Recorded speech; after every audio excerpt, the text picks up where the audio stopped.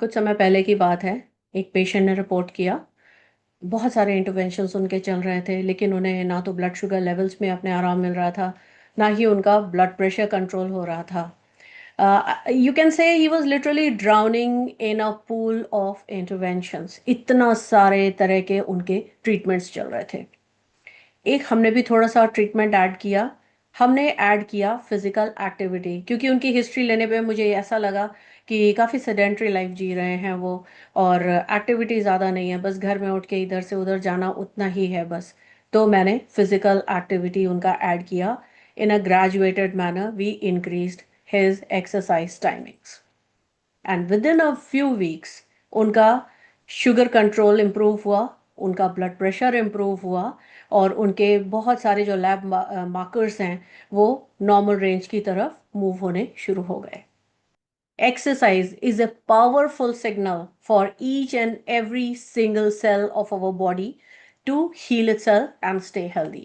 और ऐसा नहीं है कि ये आज की बात है। बहुत पुराने ज़माने से हमें मालूम है कि एक्सरसाइज हमारे लिए कितना इम्पॉर्टेंट है। Staying physically active is almost crucial to our well being.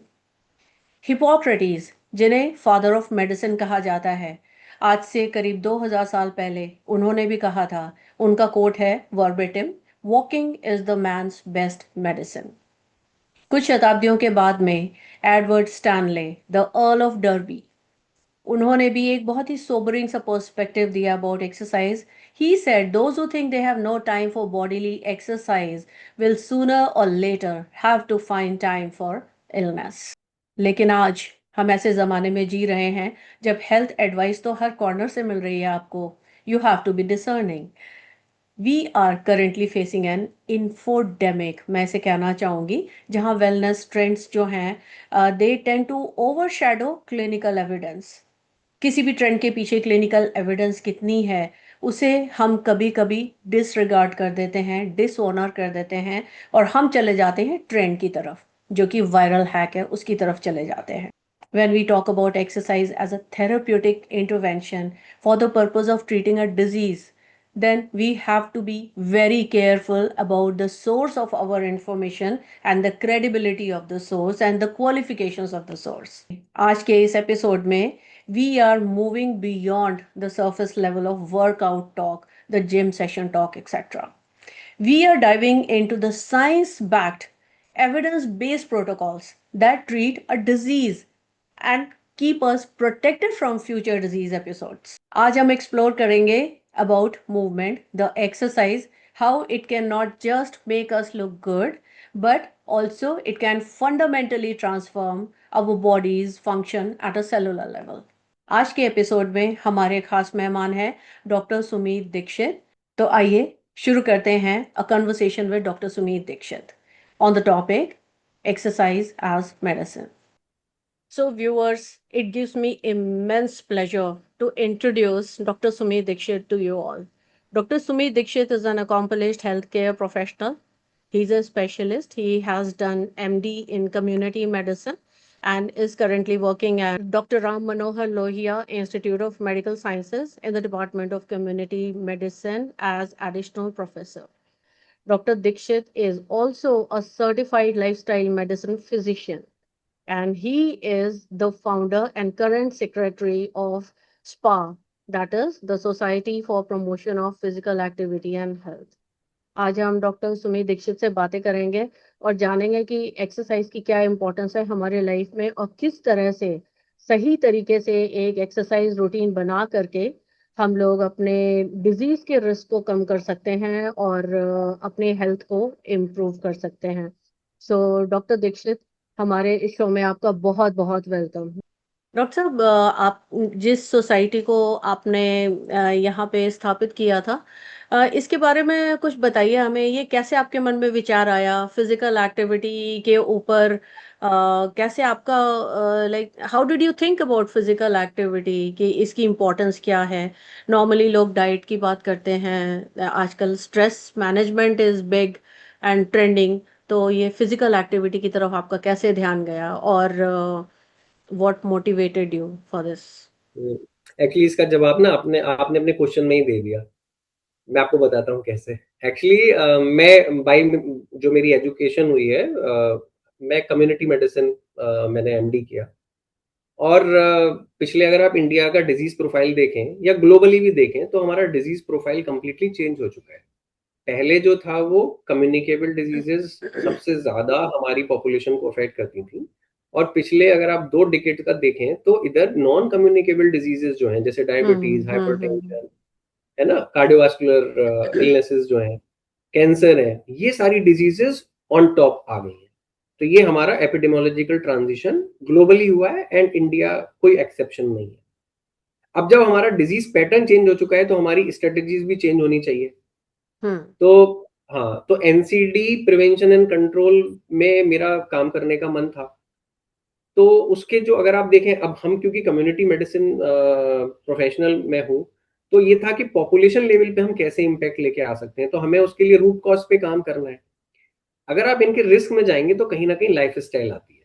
और लाइफ स्टाइल में आपकी डाइट, फिजिकल इनएक्टिविटी, आप हार्मफुल सब्सटेंसेस जैसे टोबैको, अल्कोहल, स्ट्रेस हो गया, स्लीप नेग्लेक्ट करना, ये सारी चीजें लाइफ स्टाइल के ऐसे फैक्टर्स हैं जिनका इन डिजीजेस के होने में बहुत इंपॉर्टेंट रोल है। अब बात आती है कि अगर हमें कोई कुछ काम करना है सोसाइटी के लिए, तो हम किन फैक्टर्स पे काम करें। इन्वायरमेंट भी एक फैक्टर है। तो मैंने जितना पढ़ा समझा, मुझे समझ में आया कि हम लोगों के कंट्रोल में जो चीजें कंट्रोल में हैं, उसमें हमारी एक तो डाइट हमारे कंट्रोल में रहती है, हमको खाना खाना ही है, क्या खाते हैं ये हमारी चॉइस है। और दूसरा, हम कितना फिजिकली एक्टिव रहते हैं, ये दो चीजें रहती हैं। फिर मैंने फिजिकल एक्टिविटी क्यों टारगेट किया और कैसे इस पे काम करना शुरू किया, तो जैसा आपने बोला ना कि लोग न्यूट्रिशन की बात करते हैं, स्ट्रेस की बात करते हैं, आपने फिजिकल एक्टिविटी, तो रीजन यही था। बेसिकली फिजिकल एक्टिविटी जो है वो कहीं नेग्लेक्ट हो गया, उसे सोचा गया कि ये तो जिम ट्रेनर्स का काम है या स्पोर्ट्स वालों का काम है, फिजिकल एजुकेशन वालों का काम है। लेकिन ये पब्लिक हेल्थ का इतना इंपॉर्टेंट इंटरवेंशन है जिसको हम नेग्लेक्टेड फील हुआ मुझे कि ये नेग्लेक्ट किया जा रहा है और इसे टेकअप करना चाहिए और इसमें कुछ काम करना चाहिए। तो फिर 2018-19 में मुझे लगा कि क्योंकि हम लोगों को फिजिकल एक्टिविटी में कुछ नहीं पढ़ाया गया था, मेरी ट्रेनिंग में मैंने कुछ नहीं पढ़ा। तो फिर मैंने इसमें कुछ पढ़ना शुरू किया, किताबें पढ़ी, आर्टिकल्स पढ़े। तो मुझे लगा कि मुझे मास अवेयरनेस के लिए कुछ लिखना चाहिए, तो मैंने एक किताब लिखी, बीइंग फिजिकली एक्टिव। किताब लिखी, उसमें जितना कंपाइल कर सकता था एक कॉमन मैन के हिसाब से कि वो इस बारे में अवेयर हो कि इसकी बॉडी कितना नीड है इस चीज़ की। और फिजिकल एक्टिविटी को मैं वंडर मेडिसिन कहता हूँ। जैसे हमारा मेन आज जो डिस्कशन हुआ वो मसल बिल्डिंग और मेटाबॉलिक हेल्थ, लेकिन इससे भी कहीं ज्यादा इसके एडवांटेज है। इसका जो स्पेक्ट्रम ऑफ एडवांटेज है ना, वो किसी वंडर मेडिसिन से कम नहीं है। आप बिल्कुल, आपके हाँ। हाँ, वंडर मेडिसिन से कम नहीं है। हम्म। अगर कोई मेडिसिन अगर इस तरह के बेनिफिट्स देने लगे, आप सोचिए कोई भी आपका ऑर्गन सिस्टम इससे नहीं बचता है जिसमें इसके बेनिफिट ना होते हो, कोई भी ऑर्गन सिस्टम। इवन जो मेंटल हेल्थ की हम बात करते हैं, उसको तो सोचते नहीं है कि फिजिकल एक्टिविटी हमको मेंटल हेल्थ में भी रोल है इसका। डिप्रेशन सबसे अच्छा एंटी डिप्रेसेंट है। तो जी इसका डॉक्टर जो साहब, एक brain derive neurotrophic factor, yes, brain इसका derive neurotrophic factor, yes yes BDNF ये यस, है, और एंटी यस, इंफ्लेमेटरी तमाम तरह के एंटी मायोकाइंस। इंफ्लेमेटरी। जी जी डॉक्टर आप साहब, ये किसी बिल्कुल भी सही कह रहे हैं। ऑर्गन, बॉडी का कोई भी ऑर्गन सिस्टम इससे हाँ। नहीं बचता है। इसके बाद आप देखिए कि आपको ओवरऑल एक हेल्थ मिलती है, साथ में आपको कॉन्फिडेंस, जब आप अच्छा दिखते हैं, आपकी बॉडी फिजिक अच्छी होती है तो आप हाँ। कॉन्फिडेंट फील करते हैं। आपके तो आपको आपको यंग रखने में, मतलब आपको ऑब्वियसली कौन ग्रो इतना जल्दी ओल्ड होना चाहता है। लेकिन जो लोग आप देखिए, अपने सेलिब्रिटीज देखिए, आप उनकी लाइफ स्टाइल देखिए, व्हाट दे डू, कोई ऐसा नहीं मिलेगा कि जो फिजिकल एक्टिविटी नहीं कर रहा। नहीं करता, डेफिनेटली हाँ। फिजिकल एक्टिविटी तो नेसेसरी कंपोनेंट है ही। तो इसलिए आपको जो मिरियाड ऑफ बेनिफिट्स इससे मिलते हैं, तो मुझे लगा कि इसको जरूर टेकअप करना चाहिए। किताब लिखी, फिर मैंने सोचा कि आगे क्या कर सकते हैं। कुछ गेस्ट लेक्चर्स लेने भी जाता था, मेडिकल कॉलेजेस में गया, स्कूल्स में गया, लेकिन फिर लगा कि इससे काम नहीं चलेगा, थोड़ा टीम बिल्ड करना चाहिए। तो फिर सोचा कुछ और अपने जो कलीग्स हैं, लाइक माइंडेड कलीग्स हैं, उनसे बात की। फिर हम लोगों ने ये सोचा कि एक सोसाइटी बनाई जाए जो इस एरिया में काम करेगी, और एक टीम एफर्ट होगा कि भाई पब्लिक हेल्थ इसको, मतलब एक पब्लिक हेल्थ फोकस में आए ये चीज फिजिकल एक्टिविटी, इसको टेक अप करें पब्लिक हेल्थ प्रोफेशनल्स, और ये बात निकले कि भाई इसको हमें कैसे एडवोकेट करना है, लोग इसे अडॉप्ट करें। तो फिर वहां से शुरुआत हुई, 2021 में वो सोसाइटी बनाई, और अभी हमारे लगभग करीब 500 लाइफ मेंबर्स हैं। अरे वाह! तो यही है सोसाइटी जिसमें हम काम कोशिश कर रहे हैं कि लोगों को अवेयरनेस हो और लोग इसका बेनिफिट उठा पाए, और सबसे मेटाबॉलिक अच्छी हेल्थ जो हम लोग। जी। जी डॉक्टर साहब, सबसे अच्छी बात ये है कि इतने सारे लोगों को अवेयरनेस आ रही है आपकी सोसाइटी के जो एक्टिविटीज़ हैं उनके थ्रू, कि physical activity is Indeed very important हमारी यस। ओवरऑल हेल्थ के लिए। और डॉक्टर साहब, ये तो एक लाइफस्टाइल मेडिसिन का प्रैक्टिस का पिलर भी है, एक बहुत इंपॉर्टेंट पिलर है फिजिकल एक्टिविटी। तो ये तो और सही है डॉक्टर साहब। मैंने सीएमसी वेल्लोर से फिर जब लाइफस्टाइल मेडिसिन की ट्रेनिंग ली, तो फिर थोड़ा-सा इसमें अब मैं देख रहा हूँ कि लाइफस्टाइल मेडिसिन और इंडिया में काफ़ी तेज़ी से इसकी ग्रोथ हो रही है। जी और जी डॉक्टर लाइफस्टाइल साहब। मेडिसिन प्रोफेशनल्स जो हैं, अब उनको एक थोड़ा-सा स्ट्रक्चर्ड वे में फिजिकल एक्टिविटी के बारे में पढ़ने को मिल रहा है। वो पेशेंट को कैसे एडवाइस करें, ये उन्हें स्ट्रक्चर्ड वे में जानने को मिल रहा है।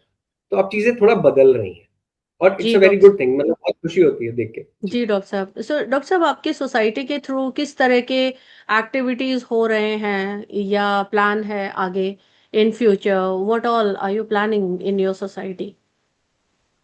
देखिए हम लोग ना 6 मंथली एक न्यूज़लेटर रिलीज करते हैं अपने सोसाइटी के माध्यम से, और न्यूज़लेटर में जो करंट ऐसे फोकस एरिया, जो इम्पोर्टेंट चीज़ें हैं जो लोगों को जानना चाहिए, एकेडेमिया को जी। जाना चाहिए, जो लेटेस्ट हम्म। रिसर्च हो रही है, या हम्म। हम जो कोई एक्टिविटीज़ कर रहे हैं, वो हम अपने न्यूज़लेटर में 6 मंथली रिलीज करते हैं।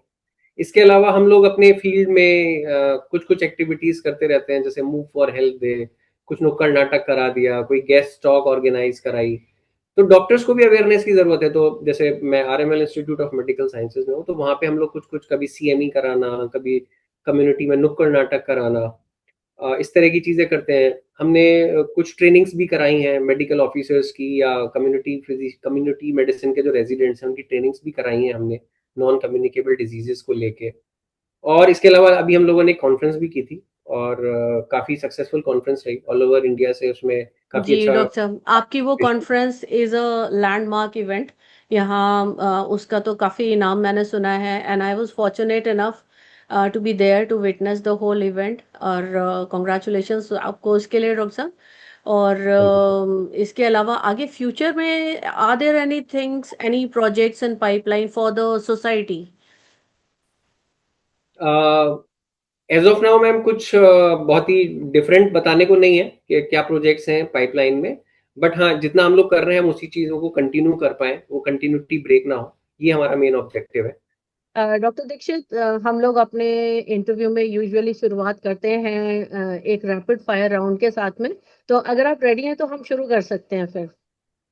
जी, बिल्कुल कर सकते हैं। जी। सो मेरा पहला सवाल है doctor Dixit, for fat loss, cardio और वेट्स क्या बेटर होता है? उम, मेरा जवाब रहेगा कि दोनों करना चाहिए। इनफैक्ट थोड़ा-सा एज जो हमारा रेजिस्टेंस ट्रेनिंग है, उसको थोड़ा-सा एज मिलता है। बिकॉज़ आप अगर सिर्फ़ एरोबिक एक्टिविटीज़ की तरफ जाएँगे, तो आपका मसल लॉस होने की प्रोबेबिलिटीज़ भी रहती हैं। तो रेजिस्टेंस ट्रेनिंग है, वो आपको फैट लॉस कराएगा, और साथ में आपका जो मसल मास है, उसको प्रिज़र्व करने में हेल्प करेगा। ओके। तो बेटर ये है कि आप दोनों का हेल्प लें। या एक कॉम्बिनेशन दोनों का, based on individual requirements. That is होना चाहिए। Excellent thought. डॉक्टर साहब, next best Indian super movement that anyone can do at home, like जो हमारे इंडियन एक्सरसाइजेस होते हैं, योगा बेस्ड पोस्चर्स, स्क्वाट्स या farmers walk with grocery bags, तो आप क्या सजेस्ट करते हैं जो कि कोई भी कर सकता है घर में? मुझे लगता है सूर्य नमस्कार एक बहुत अच्छा ऑप्शन है। थोड़ा-सा ये नहीं कहूँगा कि हर कोई कर सकता है, थोड़ा-सा ट्रेनिंग की ज़रूरत है। बट प्रैक्टिस करते रहने से कोई भी उसमें उसको आगे इजीली कर सकता है। उसका बेनिफिट ये है कि इसमें हमारे हर तरह के जो जैसे फ्लेक्सिबिलिटी ट्रेनिंग हो जाती है, थोड़ा सा, हाँ। क्योंकि बॉडी वेट को भी हम लोग थोड़ा सा रेजिस्टेंस ट्रेनिंग वाला भी बेनिफिट हमें इसमें मिलता है, बॉडी माइंड कोऑर्डिनेशन भी मिलता है। तो इटसेल्फ एक कंप्लीट टाइप का हमें ओवरऑल हमें बेनिफिट्स इससे मिलते हैं। और बेसिकली सारे ही मसल ग्रुप हमारे इसमें सारे मसल ग्रुप इसमें एक्सरसाइज में इन्वॉल्व हो जाते इन्वॉल्व होते हैं। हाँ जी डॉक्टर साहब। डॉक्टर साहब, what would you prefer, early morning workout और नाइट एक्सरसाइज सेशन? मैं तो कहूंगा कि आप किसी भी टाइम करो, अच्छा है। कंसिस्टेंसी ज्यादा मैटर करती है। अगर दोनों में ही कंपैरिजन करना है तो मेरा पर्सनल प्रेफरेंस अर्ली मॉर्निंग के लिए रहेगा। थोड़ा एयर फ्रेश होती है। बट मोर एम्फेसिस ऑन कि आप शुरू करें कोई भी टाइम जो आपकी प्रेफरेंस सूट करता हो आपके डेली लाइफ स्टाइल में। इवनिंग भी हो सकता है, मॉर्निंग भी हो सकता है, प्रेफरेबली मॉर्निंग। या आई थिंक ये this is in alignment with the concept of circadian cycle also, क्योंकि यस। रात में तो हमारी बॉडी प्रिपेयर कर रही होती है सोने के लिए, और morning time is the best time. या right, I also agree with this. Doctor साहब, next, barefoot walking on grass, does it have clinical benefits या जस्ट अ सुपरस्टिशियस थॉट? आपका क्या विचार है इस पे? इसके जो एविडेंस है थोड़ा बेनिफिट्स हैं। जैसे इसका जो बेनिफिट मैंने सुना है या पढ़ा है उसमें ये है कि इसमें थोड़ा सा जो हमारे इन्फ्लेमेटरी मार्कर्स हैं थोड़ा सा आपको वो इन्फ्लेमेटरी मार्कर्स को कम करने में हेल्प करता है। लोअर लिम्स के लिए प्रोप्रियोसेप्टिव बेनिफिट्स भी हैं। थोड़ा बैलेंस ट्रेनिंग के लिए भी बेहतर है। लेकिन बहुत ज्यादा एविडेंस नहीं है, but yes moderate evidence is available. मतलब करने में कोई नुकसान भी नहीं है, कोई नुकसान और नहीं है। हाँ, ये देख लीजिए कि घास पे चल रहे हैं वहाँ आपका सिक्योरिटी और कोई मतलब साफ सफाई हो, नुकीली पैर में चीज। इंजरी ना हो हाँ जाए। हाँ। हाँ हाँ, सही है। Next question, the most underrated metric, step count और ग्रिप स्ट्रेंथ? ग्रिप स्ट्रेंथ को लोग अंडरमाइन करते हैं, बट ग्रिप यस। स्ट्रेंथ जो है वो बहुत अच्छा एक मार्कर है मतलब ओवरऑल मेटाबॉलिक हेल्थ और लॉन्जिविटी के लिए भी इसका बहुत यस। देखा गया है कि हाँ, grip of strength late. Is very important. हाँ, ऑफ लेट काफी सारे स्टडीज आए हैं कि ग्रिप स्ट्रेंथ हाँ, जो है, बहुत। Yes. It can predict your life span, आपका दैट इज। लॉन्जेविटी का भी एक मार्कर है। बिल्कुल सही है डॉक्टर साहब। Coffee before a workout, yes और नो? ले सकते हैं। कुछ एविडेंस इसके लिए भी है। 30 मिनट पहले आप इसे ले लीजिए थोड़ा सा। 1-2 कप कॉफी पी सकते हैं, कुछ बेनिफिट्स मिलते हैं इसके। लिया जा सकता डॉक्टर। है, बट मैं ये कहूंगा कि उससे पहले आप थोड़ा थोड़े से कार्ब और जैसे बनाना है या डेट्स हैं कुछ लिया जा सकता है। बिल्कुल खाली पेट करने से अच्छा है आप मील ले लीजिए 3-4 घंटे पहले। और 30, 40, 45 मिनट पहले कुछ बनाना या डेट्स और कॉफी, ये चीजें आप ले सकते हैं वर्कआउट ओके। से पहले। हम्म। एक मैसेज उन पेशेंट्स के लिए डॉक्टर साहब जो हर हफ्ते यही कहते हैं कि मैं अगले मंडे से शुरू करूंगा एक्सरसाइज। ये खुद को धोखा देने वाली बात है। जब आप शुरू करें वो अगले मंडे पे ना टालें, बेटर ये होगा जब से शुरू करें। आपको जिस दिन आपको लगे आप मुझे लगता है उसी वक्त से शुरू कर देना चाहिए, ज्यादा बेहतर। बिल्कुल सही है, चाहे 2 मिनट का टाइम है तो भी इवन हाँ दैट हाँ काउंट्स। हाँ हाँ। जी। कभी आता नहीं है वो, सिर्फ टालते रहेंगे तो वो आता हाँ, नहीं कभी। सही है डॉक्टर यस। साहब। डॉक्टर साहब, प्लांट बेस्ड प्रोटीन सोर्सेज होते हैं तीन बहुत कॉमन, सोय, पी और हेम्प प्रोटीन। तो इनमें से आपके विचार में कौन सा सबसे बेस्ट होता होगा प्रोटीन सोर्स? सोए इज वेरी गुड। सोए protein yes. Essential amino acid profile काफी अच्छा है इसका। हाँ हाँ हाँ, एंड प्रोटीन हाँ कंटेंट खुद में पूरे में हाँ ही काफी हाँ। अच्छा है। यस। yes। डॉक्टर साहब, एक होते हैं ब्रांच चेन अमीनो एसिड्स जिनके लिए कहा जाता है मसल प्रोटीन सिंथेसिस में हेल्प करते हैं। So what do you think, what is your view on this, is it a waste of money or is it worth the hype जो इसके बारे में है? इसमें जो एविडेंस है, देखिए अगर कोई व्यक्ति अपने प्रोटीन कंटेंट पूरा ले रहा है जितनी उसकी रिक्वायरमेंट है तो फिर एडिशनली लेने का कोई बहुत ज़्यादा बेनिफिट नहीं है। इनफैक्ट अगर बहुत ज़्यादा बॉडी में बीसीसीए भी बढ़ेगा ना तो वो इंसुलिन रेजिस्टेंस भी कॉज करता है। तो हाँ बेटर जी। ये है कि हम कोशिश करें कि हमारा जो प्रोटीन इंटेक है वो कंप्लीट हो, वहीं से हमें ये ब्रांच चेन अमीनो एसिड्स और वो सारे हमें मिल जाएंगे। Yes, chickpeas are a very good source of branch chain amino acids doctor साहब। और वो यस तो यस। पेरिनियल फेवरेट भी है काफी लोगों का। इज अदरक चाय अ प्री वर्कआउट, यस और नो?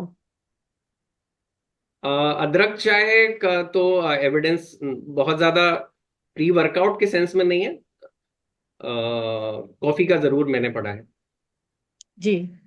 डॉक्टर साहब, जो स्ट्रेचिंग एक्सरसाइजेज होते हैं, should these be done before your workout or after your workout? After workout. Okay pre doctor. Workout में आप थोड़ा सा लाइट कार्डियो कर लें, आर्म स्विंग्स हैं और इस तरह के लाइट कार्डियो करना चाहिए। और ये स्ट्रेचिंग वगैरह बाद के लिए रखना चाहिए। ऐसा देखा गया है कि अगर पहले थोड़ा सा ज़्यादा हमारा इस तरफ फोकस होता है तो हमारा जो हम इंटेंसिटी ऑफ एक्सरसाइज है वो उतना नहीं अचीव कर पाते। तो start with light cardio, arm swings और लेग के कुछ लाइट मूवमेंट्स, जिससे थोड़ा बॉडी प्रिपेयर हो जाए हाई इंटेंसिटी, मतलब थोड़ा सा जो हम एक्सरसाइज करने वाले बॉडी प्रिपरेशन एक तरीके से समझ लीजिए। और आप जो स्ट्रेचिंग है वो लास्ट में 5 मिनट के लिए कूल डाउन जब कर रहे हैं तब उसे रख लीजिए।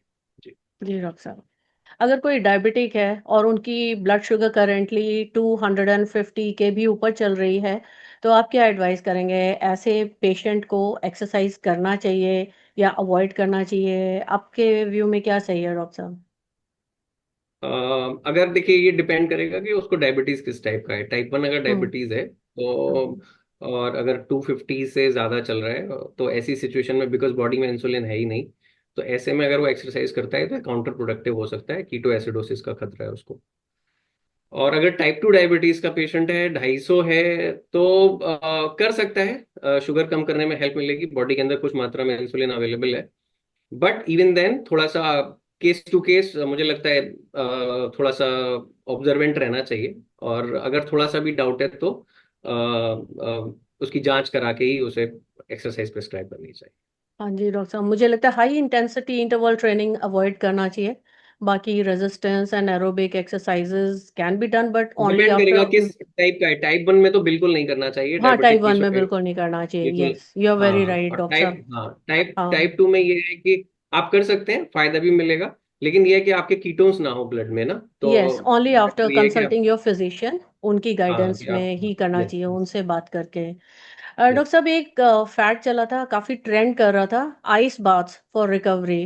तो इसके बारे में आपका क्या व्यू है? इज इट एसेंशियल और it is just a trend?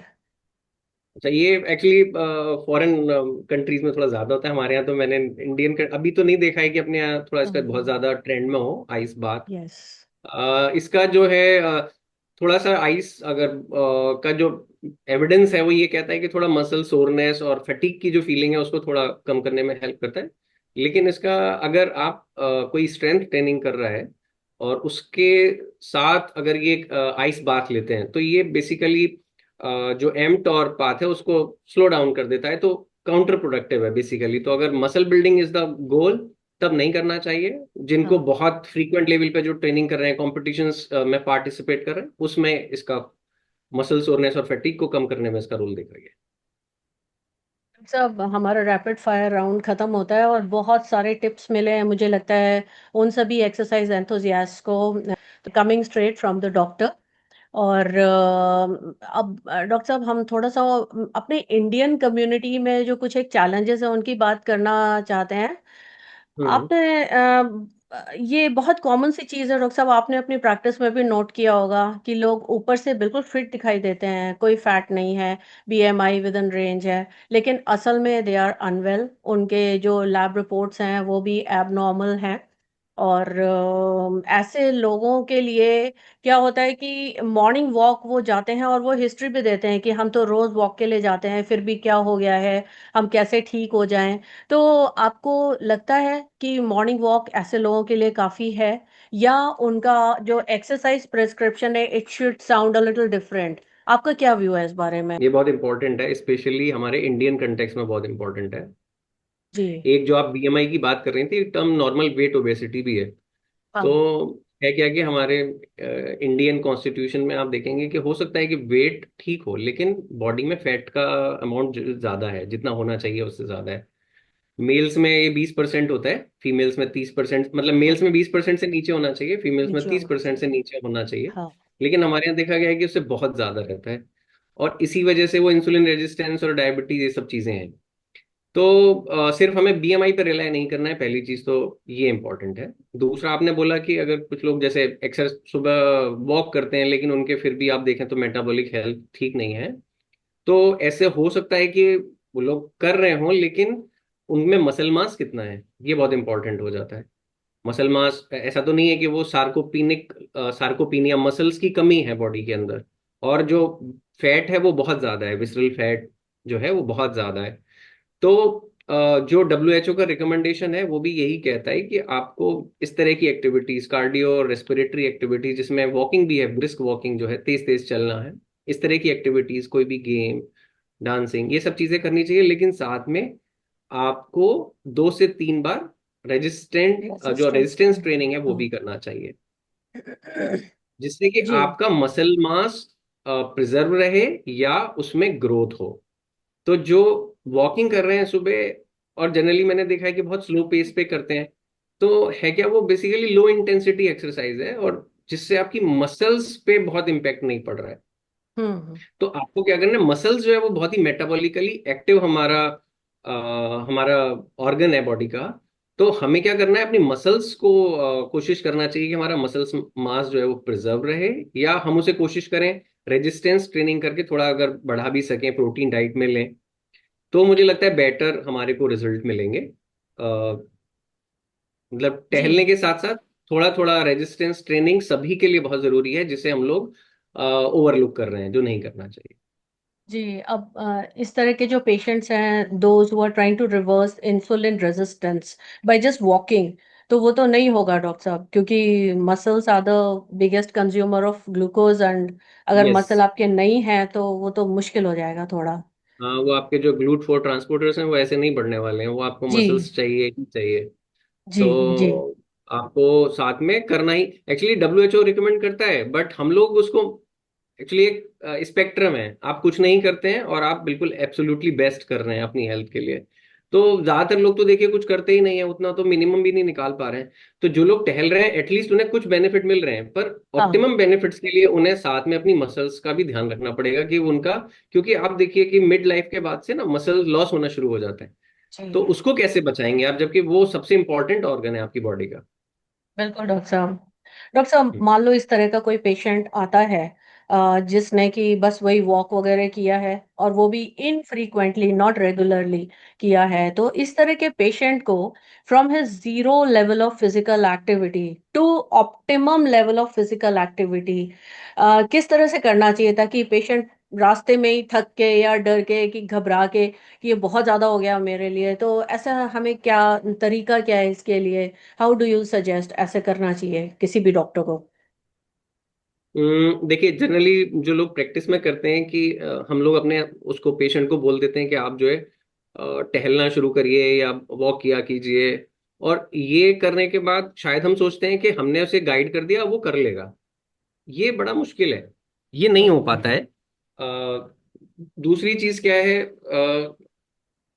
Patient किस स्टेज में है बेसिकली ना, कि भाई उसको लगता है कि ये नेसेसरी है ही नहीं, या उसको लगता है कि नहीं इसकी नीड है। तो वो सारी चीजें हमें असेस करनी है। एक टर्म आती है मोटिवेशनल इंटरव्यूइंग, हमें, तो उसकी हेल्प ली जा सकती है पेशेंट को किसी भी पर्सन को मोटिवेट करने के लिए। दूसरा, सिर्फ जो हम प्रेस्क्राइब कर देते हैं कि आपको टहलो, ये करो, तेज तेज चलो, इससे अच्छा होगा कि एक प्रॉपर प्रेस्क्रिप्शन की फॉर्म में, कि आपको कितने से शुरुआत करनी है, कैसे उसको धीरे धीरे बढ़ाना है। जैसे आपने कह दिया 30 मिनट करिए, लेकिन 30 मिनट जिसने कभी नहीं कोई एक्सरसाइज नहीं किया, कोई टहलना शुरू नहीं किया, एकदम से उसके लिए ज्यादा भी हो सकता है। मालूम ही नहीं पड़ेगा क्या करें।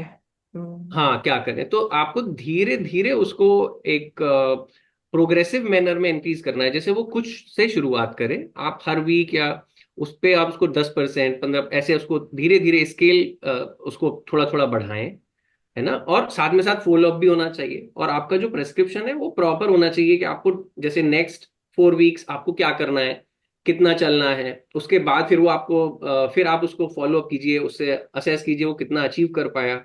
उसके हिसाब से फिर आगे उसको फिर एक टारगेट दीजिए, कुछ इंक्रीज करिए। इसमें देखा गया है कि अगर हम इस तरीके से करते हैं पेशेंट को मोटिवेशनल इंटरव्यूइंग, और उसके साथ एक प्रॉपर प्रेस्क्रिप्शन की फॉर्म में अगर हम उसे एक ये एक्सरसाइज या और भी कोई लाइफ स्टाइल रिलेटेड इशू हम उसको देते हैं, तो उसमें उसका कंप्लायंस और फॉलो करने की देखा गया है कि बेटर रहता है कंप्लायंस। जी डॉक्टर साहब, गोल सेटिंग, स्मार्ट गोल्स वगैरह, बहुत सारे lifestyle medicine practitioners are doing a lot of work जिस तरह से न्यूट्रिशन प्रेस्क्रिप्शन देते हैं उसी तरह से एक्सरसाइज प्रेस्क्रिप्शन होना चाहिए। और भी सारी फील्ड्स में हम लोग प्रेस्क्रिप्शन देते हैं, तो this is a very good thought. And it should be looked into seriously by the medical practitioners, जो हमारी मेडिकल फ्रैटर्निटी है उनको, because patients are usually misguided. Just telling them कि आप ना वॉक किया करो, रोज टहला करो, इज नॉट इनफ। आपका ये बहुत ही अच्छा सजेशन था डॉक्टर साहब, very good suggestion, and it should be adopted by everybody.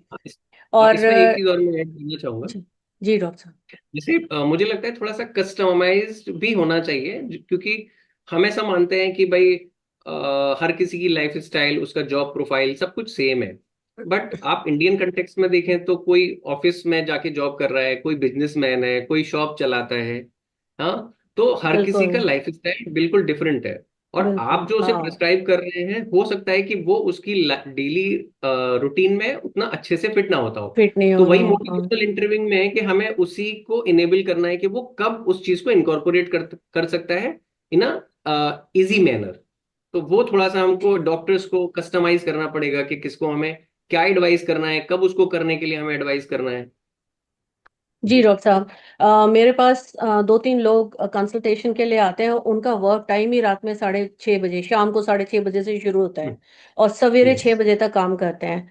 तो उनके हम्म। लिए it is not possible to wake up in the morning and go for हाँ। An exercise. जैसे हम लोग के जितने भी टाइम्स हैं उनका सर्केडियन साइकिल पूरा शिफ्टेड है ऑलरेडी। तो उसके हिसाब से like you said, customised plans ऐसे लोगों के ऊपर काम करते हैं। अगर हम उनको उनके हाल पे छोड़ दें कि नहीं आप तो सवेरे टहलो, शाम को टहलो, तो हाँ। This yes. Advice they will never be able to follow. तो जो ये भी। मोटिवेशनल इंटरव्यू में आपको बता रहा था ना, तो उसमें जी। एक होता है, एक टर्म है अवॉइड राइटिंग रिफ्लेक्स।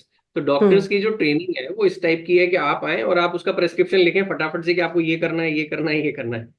लाइफ हाँ स्टाइल रिलेटेड डोमेन्स में हमको ये राइटिंग रिफ्लेक्स अवॉइड करना चाहिए। हमको पेशेंट को सुनना है, समझना है, बिल्कुल। और उसी के हिसाब से उसको एक कस्टमाइज्ड प्लान देना है, उसी को इतना मोटिवेट कर देना है कि वो खुद धीरे धीरे उसको करने लगे। ये नहीं डॉक्टर कि साहब। हमने तुम्हें बोल दिया तो यही तुम्हें करना है। जी डॉक्टर साहब, मुझे लगता है इसमें काफी सारे पॉलिसी चेंजेस की भी जरूरत है।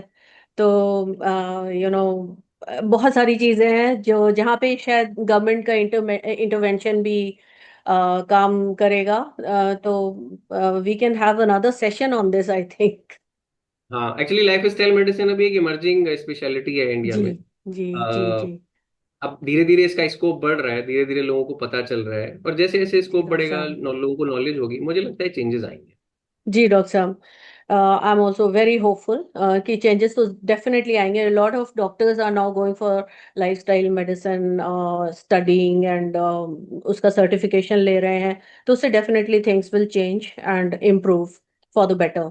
डॉक्टर साहब, ऐसे एक और मेंटल ब्लॉक है हमारे देश में, लेडीज में खास तौर से, कि उन्हें लगता है कि या तो जो जिम वर्कआउट है वो जो यंग लोग हैं उनके लिए है, या जो स्पोर्ट्स में है, बॉडी बिल्डर्स हैं, एथलेटिक्स में हैं, उन लोगों के लिए है जिम वर्कआउट, एंड लेडीज के लिए नहीं है क्योंकि फिर वो उनके मसल बन जाएंगे and they will not look good, और वो सब है। लेकिन एक्चुअली हमारा साइंस तो कुछ और ही कहता है, नहीं डॉक्टर साहब? Very true, very true. तो आपका क्वेश्चन कंप्लीट हो गया या फिर मैं जवाब दूं? हाँ जी, मेरा क्वेश्चन कंप्लीट हो गया। मैं यही कह रही हूँ कि इस तरह से उन लोगों का जो ये थॉट प्रोसेस है, this is actually harming them. और बोन हम्म। लॉस, उनका बोन डेंसिटी कॉम्प्रोमाइज हो रहा है, ग्लूकोज डिस्पोजल कॉम्प्रोमाइज हो रहा है। तो ऐसे पेशेंट्स को कैसे, how do you handle such patients? आप अगर ऐसे देखिए, फीमेल्स में पोस्ट मीनोपॉजल डेफिनेटली बहुत ज्यादा जैसे ऑस्टियोपोरोसिस की प्रोबेबिलिटीज बहुत ज्यादा बढ़ जाती हैं। एक्चुअली हमें थोड़ा सा उनका थॉट प्रोसेस या पर्सपेक्टिव उन्हें एक दूसरा देना होगा। जैसे एक तो जिस चीज को वो वैल्यू करती हैं, फॉर एग्जाम्पल हम्म। जैसे आपने कहा कि मिडिल एज के बाद, जैसे पोस्ट 50 ईयर्स आप मान लीजिए, जी तो वो ऐसे में किन चीजों को वैल्यू करेंगी? मुझे लगता है एक तो अपनी फंक्शनैलिटी बहुत इंपॉर्टेंट हो जाती है। जैसे अगर कहा जाए कि भाई आप चलना, उन्हें चलने फिरने में भी प्रॉब्लम आएगी, वो अपने डेली जो एक्टिविटीज हैं डेली लिविंग की, उनके लिए दूसरों पर डिपेंडेंट हो जाएंगे। ये चीज किसी को भी बहुत परेशान करती है। तो हम्म। एक ये पर्सपेक्टिव है, ओस्टियोपोरोसिस है ना। दूसरा कि जैसे वो लोग वैल्यू करते हैं कि वो अपने बच्चे या नाती पोते जब होंगे उनके, तो उनके साथ आप खेल पाएंगे, समथिंग लाइक दैट। जी तो आपकी वो क्वालिटी ऑफ लाइफ को प्रिजर्व करने के लिए आपको ये चीज करनी पड़ेगी, नॉट कि आपकी मसल्स बन जाएंगी, आप बॉडी बिल्डर बन जाएंगे, या कुछ उस वो उनका जो एक माइंडसेट है जो उन्होंने स्टीरियोटाइपिंग कर दी है कि exercise is for this purpose, उसको थोड़ा सा हमें ब्रेक करते हुए उन्हें दिखाना होगा कि नहीं, this is not for this thing only, इसके आपको क्या क्या बेनिफिट्स हो सकते हैं और जिनकी जी। वजह से आपको इसको अडॉप्ट करना चाहिए। तो ये शायद करने से मुझे लगता है कि वो अडॉप्ट कर पाए इसको। और मुझे लगता है कि जहां तक रेजिस्टेंस ट्रेनिंग की बात है, इस एज की महिलाएं अगर हैं, तो मुझे लगता है कि एक और जो मेरे को बहुत नीड फील होती है कि इस तरह के ट्रेनर्स हमारी कम्युनिटीज में हैं। भाई doctors are not train to do this. I मैं जैसे पब्लिक हेल्थ प्रोफेशनल हूँ, लाइफ स्टाइल मेडिसिन मैंने पढ़ा है, तो मैं फिजिकल एक्टिविटी की इंपॉर्टेंस समझता हूँ as a public health professional. But actual जो एक्सरसाइजेज हैं, वेट के साथ कैसे ट्रेनिंग है, वो हमारे वो लोग हैं कम्युनिटी में जिन्होंने इस चीज की प्रॉपर ट्रेनिंग ली है। तो उनका और डॉक्टर्स के बीच में एक आप कहिए एक ब्रिजिंग होना चाहिए, कोऑर्डिनेशन जिनकी होना चाहिए। कोऑर्डिनेशन होना चाहिए, और ऐसे लोग हम्म। जिनको नीड है हम उनके साथ टैग कर दें, एंड देन हाँ वो लोग उनकी ट्रेनिंग कराएं। क्योंकि हम लोग जी। उन्हें बता सकते हैं इंपॉर्टेंस है, लेकिन एक्चुअल में उन्हें कौन कराएगा? क्योंकि इस एज में जिन्होंने कभी नहीं की उनको एक आपको एक मेंटोर की बहुत जरूरत है, जो उन्हें proper muscle strengthening exercise, resistance training exercise करने में हेल्प कर सके, ताकि उनके जो इंजरी की प्रोबेबिलिटीज हैं वो कम से कम हो। As always, like doctors can write a prescription, yes exercise yes. prescription in this case, लेकिन वो जो डिस्पेंस जो करना है इसको और जो गाइड करेंगे, those have to be different professionals who are trained for this. Yeah, very right, train doctor साहब। यस। डॉक्टर साहब, एक आप और हम मेडिकल फ्रैटर्निटी में हर कोई जानता है कि diabetes is the biggest problem in this country. तो ग्लाइसीमिक कंट्रोल के लिए अगेन वही होता है, जब क्लिनिक में पेशेंट्स जाते हैं तो बोला जाता है कि आप वॉक कीजिए, एक्सरसाइज कीजिए, सीढ़ियाँ चढ़िए उतरिए। तो इसमें डॉक्टर साहब कोई वेरिएशन है कि मॉर्निंग में अगर पेशेंट्स एक्सरसाइज करते हैं तो ज़्यादा अच्छा, बेटर ग्लाइसीमिक कंट्रोल होगा बजाय इवनिंग के, या दोनों चीज़ें एक है? ये रैपिड फायर में भी आया था ये question in the context of normal population.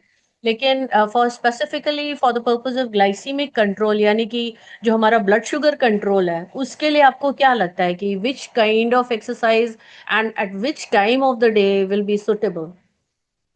देखिए ऐसे लोग मुझे लगता है एक सिंपल सी मैं जो बात बोल रहा हूँ, जब भी आप कोई मील ले रहे हैं तो उसके बाद आपको कुछ थोड़ी देर के लिए फिजिकल एक्टिविटी, चाहे आप वॉक कर लीजिए, वो जरूर करना चाहिए। वो आपके जो पोस्ट पेरेंडियल जो स्पाइक्स हो रहे हैं या राइज इन ब्लड शुगर हो रहा है, उसको कम करने में डेफिनेटली बहुत हेल्पफुल होता है, और उसका काफी एविडेंस है।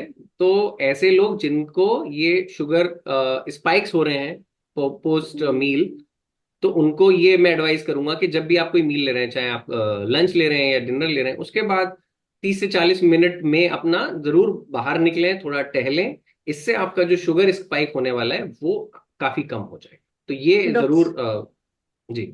डॉक्टर साहब, जो फास्टेड मॉर्निंग वर्कआउट्स हैं, जो सवेरे हम निकलते हैं बिना मतलब सवेरे उठते ही जब निकलते हैं, तो वो ज़्यादा इफेक्टिव रहेंगे, या जैसे हमने अभी बात की पोस्ट प्रांडियल वर्कआउट्स, यानी खाने के बाद के जो वर्कआउट्स हैं, तो उन दोनों में से कौन सा ज़्यादा इफेक्टिव है, या एक्सरसाइज किसी टाइम पे भी किया जाए तो इफेक्टिव है, only in the context of blood sugar control? मुझे लगता है कि आप मील के बाद जरूर टहलिए। जी आ, हाँ, वो आप 10-15 मिनट आपको जरूर निकालना चाहिए, वो आपके शुगर स्पाइक्स को कम करने में डेफिनेटली हेल्प करेगा। जी। और यहाँ हो सकता है कि आप अपने जो रिकमेंडेशन है, एक्चुअली हम क्या सोचते हैं कि आपने जैसे सुबह अर्ली मॉर्निंग आपने 30 मिनट एक्टिविटी कर ली, उसके बाद हम पूरे दिन कैसा भी अपना ऑफिस में टाइम गुजारें। It is not like that. Actually हमारा हाँ ट्वेंटी हाँ हाँ। फोर आवर्स का जो मूवमेंट बिहेवियर है वो इंपॉर्टेंट होता है। तो जैसे मैंने बोला ना, एक स्पेक्ट्रम है कि आप कुछ नहीं करते और एब्सोल्युटली बेस्ट। तो हमारी बॉडी जो है वो मूव करने के लिए, हमारी जो डिजाइनिंग है, हमारे जो एंसेस्टर्स थे, आप चले जाइए तो वो ऐसे ऑफिस में जॉब्स नहीं थी उनके ना। तो जो हमारे हाँ जी। तो हमारी बॉडी जो है मूव करने के लिए, जैसे आप कुछ घंटे आप डेफिनेटली 7 से 8 घंटे रेस्ट लेंगे, बाकी आप जितना आप एक्टिव रह सकते हैं, मिनिमम है कि आप 30 मिनट्स वाला टारगेट अचीव करें मॉडरेट इंटेंसिटी एक्टिविटी का। और उसके बाद वाला जो पीरियड है उसमें कम, बहुत लंबे समय तक तो ना बैठे। जैसे आप 30 मिनट बैठ के बाद अब एडवाइजेबल ये है कि आप थोड़ा सा स्ट्रेच, खड़े हों, स्ट्रेचिंग करें। ये सारी चीजें आप करते रहें, मूव करते रहें जब मौका मिले। तो ये सारी चीजें आपको हेल्प करेंगी शुगर लेवल्स को कंट्रोल करने में। स्पेसिफिकली आपका जो मील्स के बाद वाला जो मैं आपको बता रहा हूँ कि थोड़ा सा वॉक करना है आपको, 10-15 मिनट वॉक कर लीजिए, वो आपके शुगर स्पाइक नहीं होने देगा, वो आपको डेफिनेटली हेल्प करेगा। डॉक्टर साहब, एक और यहाँ पे सवाल आता है कि जो मॉडरेट इंटेंसिटी, जो जिसे हम जोन 2 कार्डियो कहते हैं, तो ये जो एक्सरसाइजेज होते हैं जहाँ पे कि आप थोड़ा सा ब्रेथलेस हो सकते हो लेकिन बातें फिर भी आप कर सकते हो, इन्हें ऑप्टिमम माना गया है for heart health and blood vessel health. लेकिन एक परसेप्शन है कि अगर आप जा करके दौड़ नहीं रहे हो, अगर आप एकदम कंप्लीटली ब्रेथलेस हो गए हो और स्वेट आउट कर रहे हो, लाइक दे से स्वेट आउट करना है या नो पेन नो गेन, तो ये वाली थॉट प्रोसेस कहाँ तक सही है हमारे इंडियन पॉपुलेशन के हिसाब से? आपने जो आप बोले ना कि इसको एक टॉक टेस्ट इसको कहा जाता है। तो जी हाँ। बेसिकली हमारी एक्सरसाइज की हाँ। इंटेंसिटीज हैं, जैसे अगर मैं बहुत धीरे धीरे चल रहा हूँ, आप इसको एक से लेके 10 का स्केल समझ लीजिए। मैं हम्म। जैसे रेस्ट पे हूँ, बिल्कुल एब्सोल्युटली डूइंग नथिंग, ये एक एंड है उसका। हम्म। और दूसरा एंड ये है कि सपोज आप किसी फियर की वजह से, जैसे सपोज आपके पीछे अगर कोई रैबिट डॉग आपके पीछे दौड़ने लगे, तो आप कितने एफर्ट्स लगाएंगे उससे बचने के लिए ना। हम्म। आप उसी स्पीड पे दौड़ रहे हैं, तो ये एक दूसरा एंड है उस स्पेक्ट्रम का, जब आप अपने सारे एफर्ट्स लगा के उतना तेज दौड़ने की कोशिश करेंगे। ये पूरा एक स्पेक्ट्रम है। और बीच में जैसे अगर इसे 1 से 10 तक देखें, तो 5 से 6 वाला वो मिडिल जोन है, मॉडरेट इंटेंसिटी। इसके दोनों एंड्स पे यदि आप बहुत कम इंटेंसिटी की एक्टिविटी कर रहे हैं या बहुत ज्यादा इंटेंसिटी की एक्टिविटी कर रहे हैं, दोनों ही एडवाइस नहीं की जाती। कम इंटेंसिटी की एक्टिविटी करने में बहुत ज्यादा बेनिफिट्स नहीं है, और जैसे आप बहुत ज्यादा तेज करेंगे, उसमें आपके इंजरी की और इन सब की प्रोबेबिलिटीज बहुत ज्यादा बढ़ जाती हैं, और उसमें उतने बेनिफिट्स भी नहीं देखे गए। तो मॉडरेट वाला जो लेवल है वो सबसे अच्छा जी। होता है। अब आप इसका जो टॉक टेस्ट आप बोल रही थी, तो इसको पता हाँ कैसे हाँ। चलेगा कि हाँ। अगर आप जैसे गाना गा सकते हैं, तो आप स्लो इंटेंसिटी की तरफ हैं। अगर आप बात कर सकते हैं कर पर सकते हैं। गाना भी नहीं गा सकते, बात कर सकते हैं गाना नहीं गा सकते, तो आप मॉडरेट में हैं। और आप ना बात कर सकते हैं और ना गाना गा सकते हैं, कुछ नहीं कर सकते, तो आप बहुत हाई इंटेंसिटी की कर रहे हैं। तो जो मिड वाला है कि हम नॉर्मल आपस में थोड़ा बात तो कर पा रहे हैं लेकिन गाना नहीं गा सकते, ये मिड लेवल है। आप देखिए कि 5 to 6 on that scale of 1 to 10, ये आप मिड जोन है। और इसमें जो आपने कहा जोन 2 एक्टिविटीज, तो हमारा हार्ट रेट जो है वो मैक्सिमम कैपेसिटी से 60 to 70% 60 पे यहाँ परसेंट पे, जी। हाँ, ये इस रेंज में बीट करना चाहिए। और ये देखा गया है कि सबसे ज्यादा जो हमारे को मेटाबॉलिक बेनिफिट्स मिलते हैं, वो भी इसी रेंज में मिलते हैं। तो कोशिश ये करनी चाहिए कि अगर ये मिथ है, लोग ऐसा सोचते हैं कि उन्हें बहुत तेजी कुछ करने से ही बेनिफिट्स मिलेंगे, ऐसा नहीं है। वो मिड रेंज में अगर उनका रहता है, मॉडरेट इंटेंसिटी की एक्टिविटी करने के लिए ही सारे रिकमेंडेशन है। तो उस रेंज में वो करें। मुझे लगता है ये मिथ है अगर, तो इसे डेफिनेटली लोगों को बताना चाहिए। उनके लिए यही बेनिफिशियल है कि ना वो बहुत स्लो इंटेंसिटी की एक्टिविटी करें, और बहुत ज्यादा तेज की तरफ जाने के भी बहुत ज्यादा बेनिफिट नहीं है। मॉडरेट इंटेंसिटी में सबसे ज्यादा बेनिफिट्स। और डॉक्टर साहब, एक वो होता है नॉन एक्सरसाइज एक्टिविटी थर्मोजेनेसिस, जिसे हम नीट भी कहते हैं, यानी कि जब हम कोई वर्कआउट नहीं कर रहे हैं, एक्सरसाइज एज अ सेशन नहीं कर रहे हैं, लेकिन on a day to day basis जो various activities we are carrying out, तो वो उसमें जो हम कर रहे हैं, जो भी एक्टिविटी, तो ये जैसे कि हम खड़े हुए हैं या कॉल लेने के समय हम बात कर रहे हैं या पैदल चल के जा रहे हैं, सीढ़ियां ले रहे हैं, तो इनमें इन the context of type 2 diabetes रेमिशन, आपको लगता है ये यूजफुल रहता है? अगर रहता है तो क्यों रहता है? उसके पीछे आप क्या एक्सप्लेन कर सकते हैं हमारे व्यूअर्स के लिए कि क्यों ये जरूरी है इस तरह से एक्टिव मैं रहना? इसका एक पार्शियल आंसर तो आपके एक क्वेश्चन में दे चुका हूँ। एक्चुअली हमारा जो जी। पूरा मूवमेंट बिहेवियर है वो इम्पोर्टेंट होता है। तो अगर कोई व्यक्ति सिर्फ 30 मिनट जो जैसे सोचते हैं कि रिकमेंडेड हमने अचीव कर लिया, डेफिनेटली उसके कुछ फायदे, लेकिन आपका जो बाकी अगर टोटल सिडेंट्री बिहेवियर है, तो वो अपने आप में डायबिटीज, मेटाबॉलिक रिस्क जो है उसके लिए वो रिस्क फैक्टर है। अगर आप बाकी टाइम अगर सिर्फ कुर्सी पे बैठे हुए हैं, आपने 30 मिनट तो कर लिया, लेकिन आपका पूरा टाइम बाकी सोफे कुर्सी पे है, बिल्कुल सिडेंट्री है, तो उसके डेफिनेटली रिपरकशंस हैं, बहुत ज्यादा नुकसान है।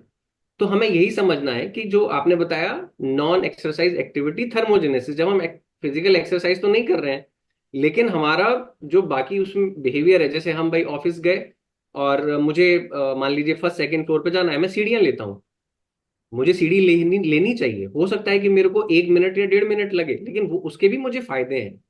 इसे आजकल एक टर्म आ रहा है, स्नैक्टिविटी भी टर्म आ रहा है, जैसे हम लोग स्नैक्स लेते हैं ना, इवनिंग स्नैक्स चाय के साथ लेते हैं या कभी दोपहर में लेते हैं स्नैक्स। जी तो वो कह रहे हैं कि आप जो है फिजिकल एक्टिविटी को छोटी छोटी डोजेस में लीजिए, उसके भी फायदे हैं। अभी लेंसेट में मैंने एक आर्टिकल पढ़ा था, उसमें तो उन्होंने बोला है कि 5 से 6 मिनट भी अगर आप निकालते हैं तो डेफिनेटली ये ऑल कॉज मोर्टेलिटी को कम करने में हेल्प करता है। तो आपका जी जो ओवरऑल बिहेवियर है दैट इज इम्पॉर्टेंट। और डेफिनेटली जो आप एक्सरसाइज के अलावा आप जो बाकी छोटी छोटी एक्टिविटीज करते हैं, ये आपको बहुत हेल्प करती है। जी, करंट गाइडलाइंस के हिसाब से इवन 2-3 मिनट की एक्टिविटीज भी हेल्प करते हैं, 5-6 मिनट के हेल्प करते हैं। एक जमाने में ये माना जाता था कि मिनिमम 10 मिनट्स 10 मिनट। का अगर नहीं होगा हम्म। तो वो इफेक्टिव नहीं हम्म। होगा, लेकिन नाउ थिंग्स आर चेंजिंग क्योंकि बहुत ही ज़्यादा सेडेंट्री हो गई है जनरल पॉपुलेशन। मसल प्रिजर्वेशन के लिए एक्सरसाइज हमारी ज़रूरी है और daily physical activity, various types of physical activity ज़रूरी है। और एक और चीज़ सुनने में आती है कि मसल प्रिजर्वेशन के लिए प्रोटीन इनटेक भी ज़रूरी है, हमें अपने भोजन से पर्याप्त प्रोटीन मिलना चाहिए। डॉक्टर साहब, लेकिन एक फैलेसी है यहाँ पे, एक फैड है कि जितना ज़्यादा हम प्रोटीन लेंगे उतना ही ज़्यादा हमारा मसल बनेगा।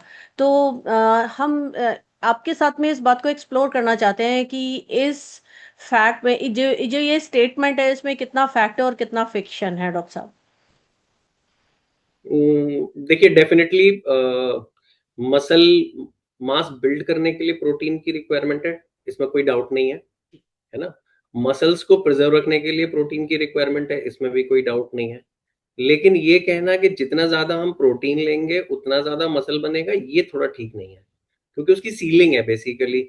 आपकी जो रिक्वायरमेंट है, अगर उससे ज्यादा आप ले रहे हैं तो ऐसा नहीं है कि उससे मसल बन जाएंगे, वो फिर एनर्जी प्रोडक्शन और फैट, उससे फैट ही बनेगा और उससे एनर्जी प्रोड्यूस होगी, तो वो आपको मसल बनाने में हेल्प नहीं करने वाला है। तो ये थोड़ा सा मुझे लगता है कि लोगों को रियलाइज करना चाहिए कि उसका भी एक प्रॉपर रेंज है कि आपको जितना लेना चाहिए, डिपेंडिंग ऑन कि आप किस टाइप की एक्टिविटीज में इन्वॉल्व हैं, आपका एज कितना है, और उस हिसाब से आपको अपना प्रोटीन इंटेक रखना चाहिए। बहुत ज्यादा लेने से कि आप दुगना 4 गुना ले लें तो आपकी 4 गुना मसल हो जाएंगी, इट इज नॉट लाइक। जी डॉक्टर साहब, एक्चुअली देखा जाए तो 60% तो जो मसल सेल होता है, 60% ऑफ इट इज़ वाटर। उसके अलावा थोड़ा सा प्रोटीन होता है, थोड़ा सा ओमेगा 3 फैट्स होते हैं, और भी बहुत सारी चीज़ें होती हैं। तो खाली प्रोटीन पे फोकस करना और खाली उसी को ज़्यादा ज़्यादा कंज्यूम करना means you are depriving your body of rest many other things that are also necessary for muscle protein synthesis. और डॉक्टर यस साहब, मैं यस। तो एक अभी रिसर्च वेरी। पब्लिश हुआ था, वो भी मैं देख रही थी।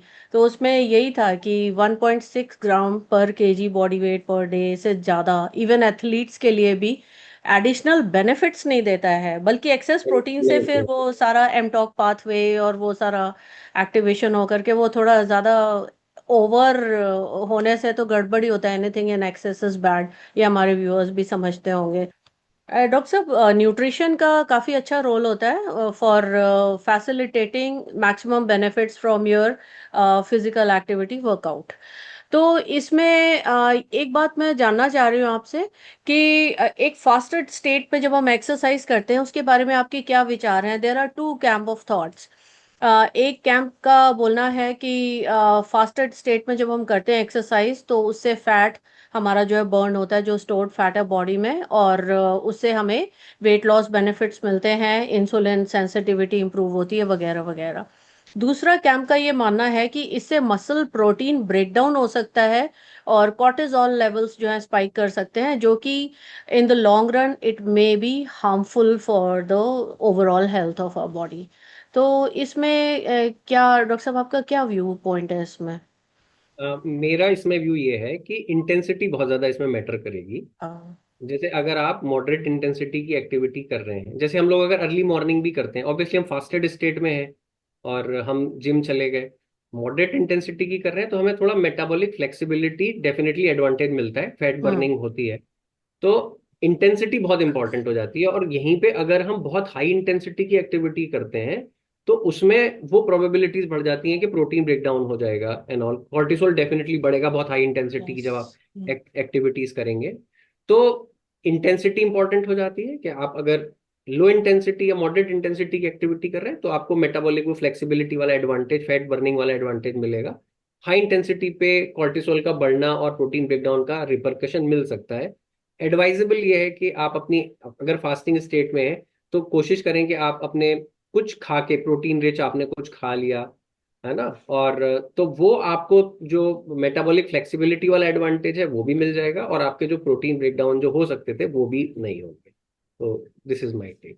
तो डॉक्टर साहब, visceral fat is a problem, चाहे हमारे यहाँ मेल पॉपुलेशन है या फीमेल पॉपुलेशन है इंडियंस में। तो इसको एड्रेस करने के लिए क्या कोई स्पेसिफिक एक्सरसाइज प्रोटोकॉल है, या क्या करना चाहिए इसके लिए डॉक्टर साहब? Any suggestions for that?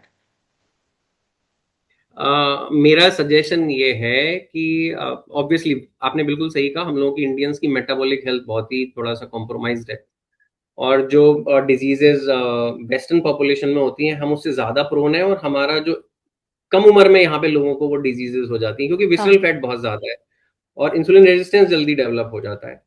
तो मैं इसमें एक होलिस्टिक, मतलब जो मेरे को लगता है सॉल्यूशन हो सकता है, दोनों चीज़ें बहुत इंपॉर्टेंट है, हमारी डाइट भी बहुत इंपॉर्टेंट है और साथ में हमारी फिजिकल एक्टिविटी भी बहुत इंपॉर्टेंट है। डाइट में हमें जो चेंजेस करने हैं पॉपुलेशन लेवल पे, तो उसमें मैं सजेस्ट करता हूँ कि और जो लिटरेचर, जो लेटेस्ट एविडेंस हमारे पास है, बहुत बड़ी बड़ी जो स्टडीज हुई हैं इंडिया में, इंडिया डायबिटीज स्टडी है, वहां से जो मैंने पढ़ा है कि हमारी इंडियन पॉपुलेशन में जो फाइबर इंटेक है वो बहुत कम है, हमें फाइबर इंटेक को बढ़ाना है।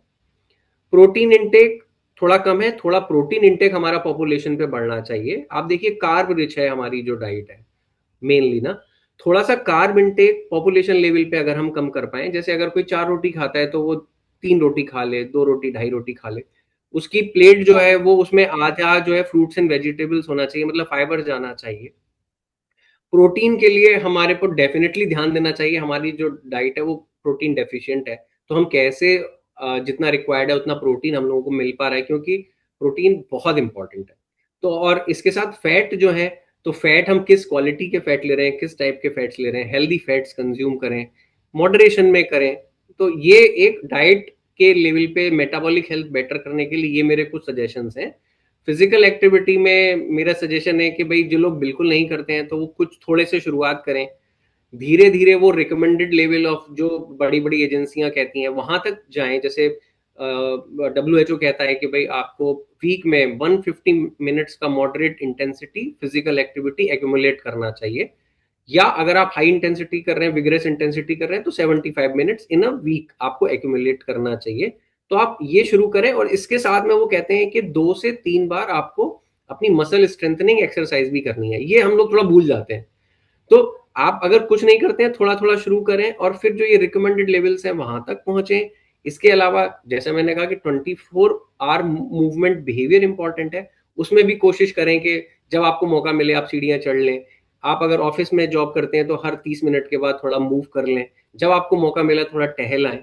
तो इस तरीके से जब हम करेंगे तो मुझे लगता है कि ये जो हमारे इंडियन सब कॉन्टिनेंट में जो प्रॉब्लम है मेटाबॉलिक हेल्थ की, इतना ज्यादा डायबिटीज बढ़ रहा है, तो ये जब ये सारी चीजें आएंगी, लोगों को अवेयरनेस हो, लोग थोड़ी लाइफ स्टाइल को जैसा मैंने बताया इनको चेंज करें और बड़े लेवल पे ये हो, तो डेफिनेटली हमारे को जो अभी ये बहुत ज्यादा राइज दिख रहा है इसमें थोड़ा तो कंट्रोल आएगा, डेफिनेटली लोगों का मेटाबॉलिक हेल्थ अच्छा हो। डॉक्टर साहब, जब आप बता रहे थे खाने के रिकमेंडेशंस और वो इंडिया स्टडी की बात हो रही थी, तो मैं भी ये सोच रही थी कि हम लोगों के यहाँ जो नॉर्मली जो हम खाना खाते हैं, उसमें रिफाइंड कार्बोहाइड्रेट्स बहुत ज़्यादा होते हैं। लाइक वाइट राइस खाएंगे या चपाती भी खाएंगे तो वो थोड़ा सा मैदा बेस्ड चपाती होगी।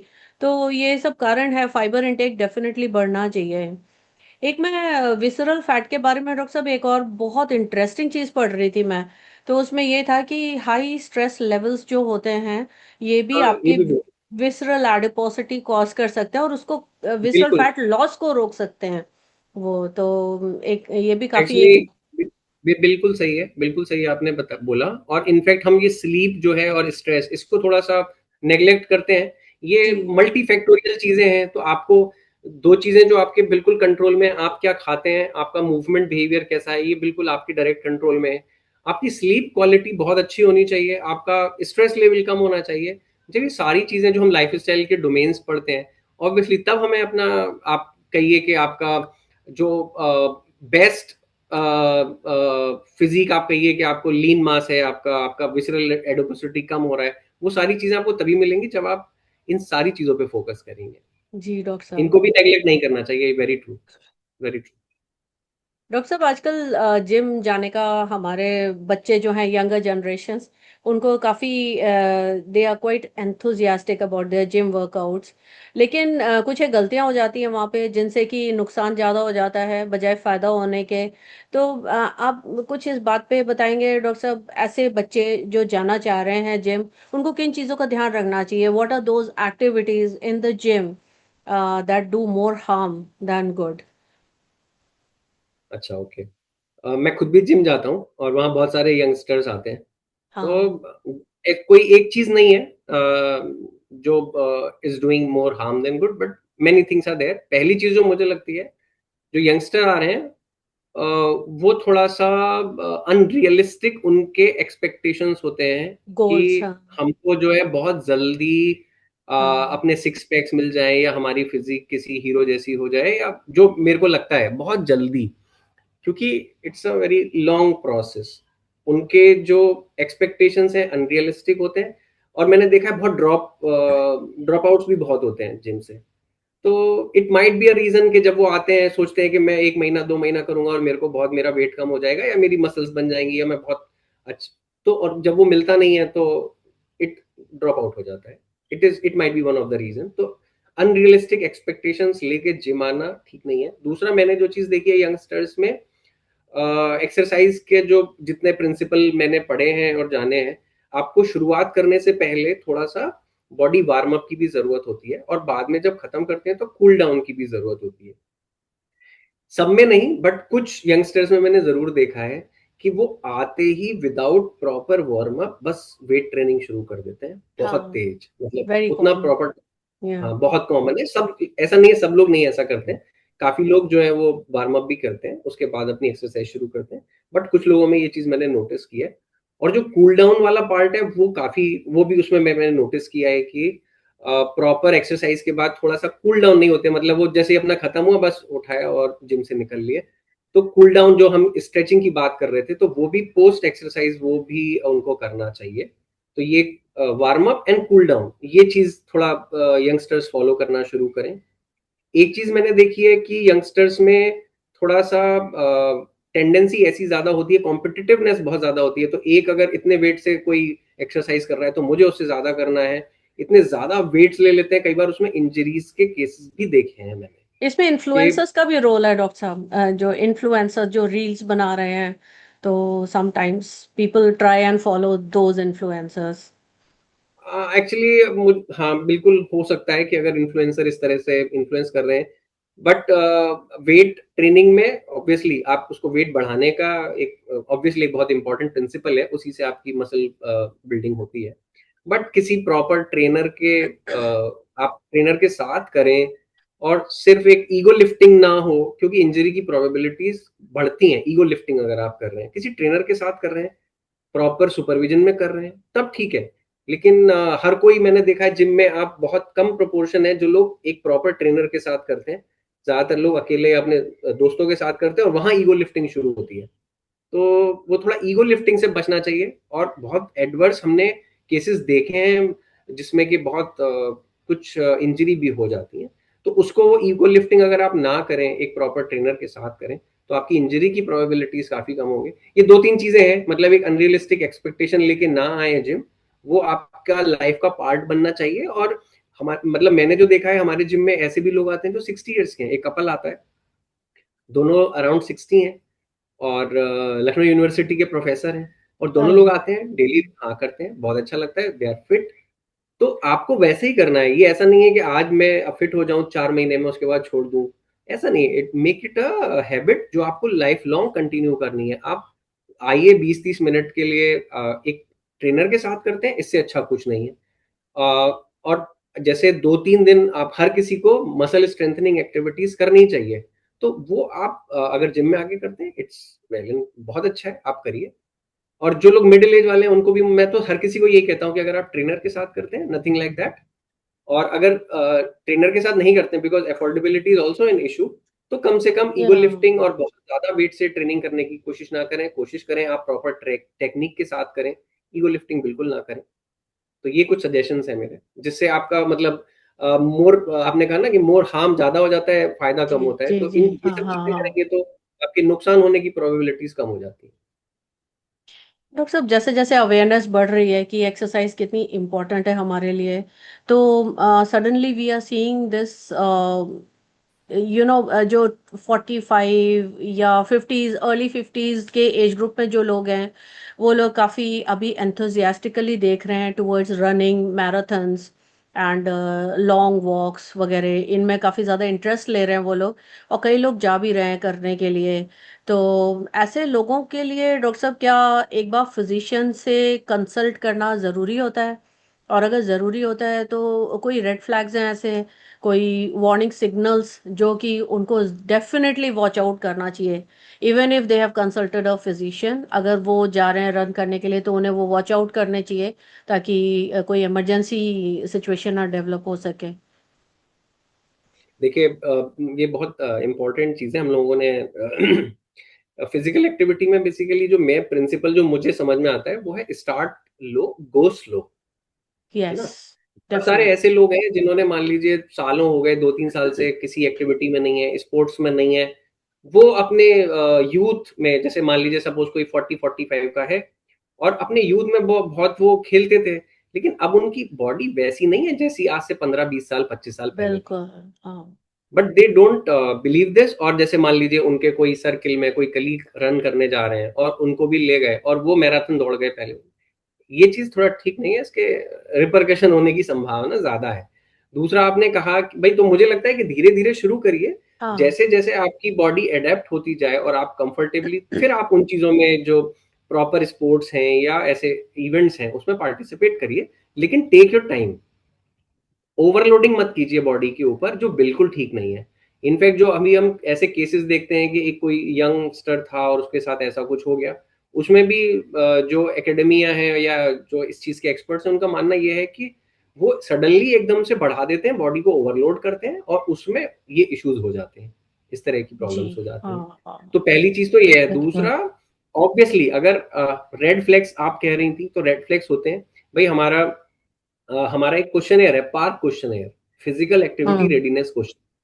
तो अगर किसी को मान लीजिए कोई डायबिटीज है, हाइपरटेंसिव है, या ऐसा कोई पास्ट में कार्डियक एपिसोड हो चुका है, कार्डियक कोई इशू हो चुका है उसको, तो उसको डेफिनेटली कंसल्ट करने के बाद ही अपना फिजिकल एक्टिविटी रेजिम शुरू करना चाहिए। एक सिंपल सा पार्क क्वेश्चन जो मैं आपको बता रहा हूँ वो है, उसमें 6-7 क्वेश्चंस रहते हैं। और अगर उस क्वेश्चनेयर के बेसिस पे अगर आप क्लियर हो जाते हैं, तो आप, चांसेस ये हैं कि it is safe for you, physical activity करना सेफ है। अगर वहां उस क्वेश्चनेयर के बेसिस पे वो आपसे पूछता है कि आपको इस तरह की प्रॉब्लम है, कभी आपको एक्सरसाइज करते में चक्कर आए, कोई छाती में दर्द हुआ, या इस तरह के सिंपल सिंपल क्वेश्चन है, अगर वहां पे आपको कुछ प्रॉब्लम पता चलती है और आप ऐसा लगता है कि, तो उस क्वेश्चनेयर के बेसिस पे हम जज कर सकते हैं कि उस व्यक्ति को करना चाहिए या नहीं करना चाहिए। अगर नहीं करना है तो फिर प्रॉपर उसका असेसमेंट होना चाहिए। तो इतना जरूर कर लें कि पर्सनल लेवल पे देखें तो हम लोग बहुत ओवरलोडिंग करने से बचें, फिजिकल एक्टिविटी को धीरे धीरे अपने लाइफ में बढ़ाएं। जब आप, दूसरा इंपॉर्टेंट चीज ये है, अगर किसी को कभी कोई ऐसा एलिमेंट हुआ है तो बेटर ये है कि आप किसी क्लिनिशियन से कंसल्ट कर लें, और क्लिनिशियंस के लिए ये जरूरी है कि कम से कम वो पार्ट जो क्वेश्चन है उससे स्क्रीन कर लें, और अगर स्क्रीनिंग में वो क्लियर हो जाते हैं तब उन्हें एडवाइस करें। तो ये कुछ चीज़ें हैं जिससे हम ऐसे अगर जो इवेंट्स में जा रहे हैं लोग, या तो रिस्क थोड़ा कम हो जाएगा किसी एडवर्स इवेंट का। हाँ डॉक्टर साहब, ये यंग प्रोफेशनल्स जो हैं कॉरपोरेट वर्ल्ड में, इनमें बहुत कॉमन है कि रात में they had a social evening और वहाँ पे उन लोगों ने बिंज ईटिंग भी किया, थोड़ा दे कंज्यूम्ड अल्कोहल ऑल्सो। फिर उसके बाद में उन्हें मालूम है कि they have consumed excess calories, तो उसे बर्न करने के लिए उसी दिन रात में वो जिम भी चले गए उसके फौरन बाद में। तो मुझे लगता है कि ये बहुत अनहेल्दी लाइफस्टाइल है। आपका क्या कहना है इस बारे में? डेफिनेटली है। तो अगर हम हाँ। ये सोचते हैं कि जैसे हमने मान लीजिए एक बर्गर खा लिया, पिज्जा खा लिया, अब हम थोड़ा आधा घंटे वॉक कर लें तो हमारा उसका इफेक्ट निगेट हो जाएगा, ऐसा नहीं है।